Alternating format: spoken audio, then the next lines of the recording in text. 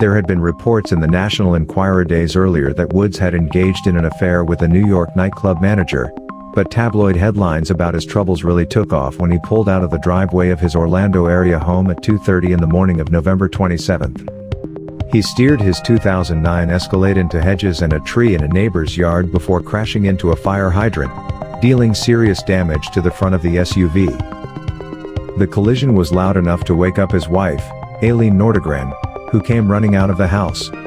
She broke the back window of the SUV with a golf club, dragged her husband into the street, then sat with him as he drifted in and out of consciousness, mouth bloodied, wrapped in blankets provided by neighbors.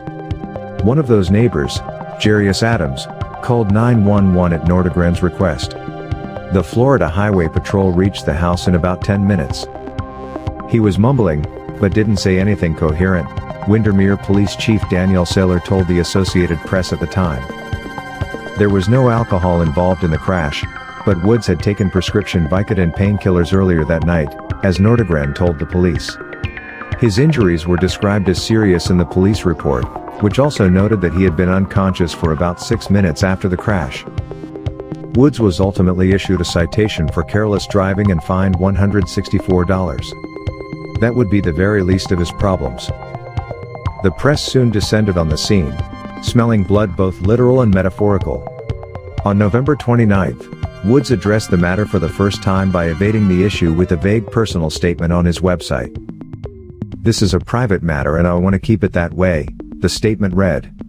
"Although I understand there is curiosity, the many false, unfounded and malicious rumors that are currently circulating about my family and me are irresponsible. The only person responsible for the accident is me. My wife, Aileen, acted courageously when she saw I was hurt and in trouble. She was the first person to help me. Any other assertion is absolutely false." The statement wound up having the opposite effect, largely because on the same day that he released it, Us Weekly published a report suggesting that Woods had an affair with another woman. That brought the affair allegations at that point to two: Rachel Yucatel, the nightclub manager identified by the National Enquirer, and Jamie Grubbs, the subject of the US Weekly story.